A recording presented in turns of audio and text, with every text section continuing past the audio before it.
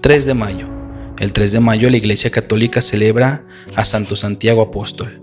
El Evangelio dice que era de Caná de Galilea, que su padre se llamaba Alfeo y que era familiar de nuestro Señor.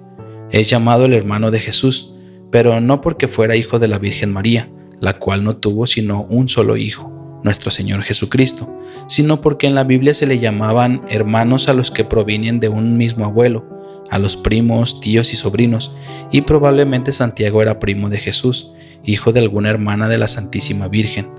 En la Santa Biblia se lee que Abraham llamaba hermano a Lot, pero Lot era sobrino de Abraham, y se lee también que Jacob llamaba hermano a Labán, pero Labán era tío de Jacob.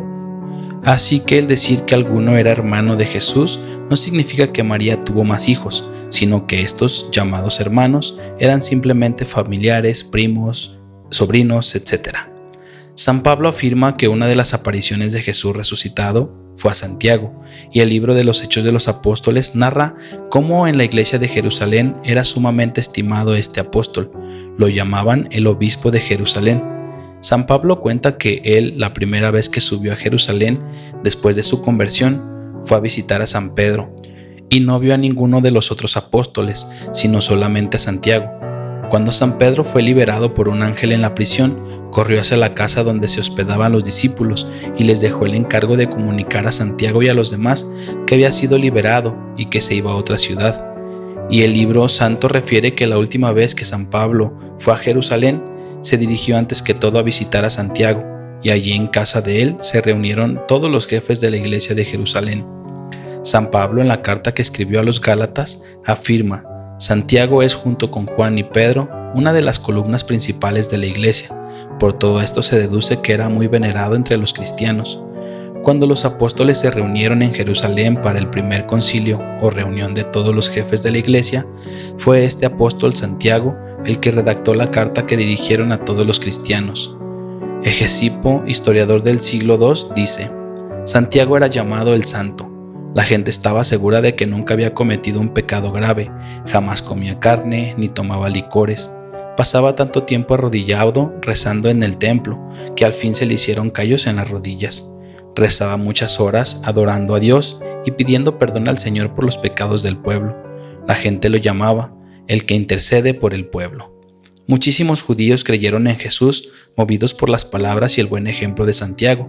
Por eso el sumo sacerdote Anás II y los jefes de los judíos, un día de gran fiesta y de mucha concurrencia, le dijeron: Te rogamos que, ya que el pueblo siente por ti grande admiración, te presentes ante la multitud y les digas que Jesús no es el Mesías o el Redentor.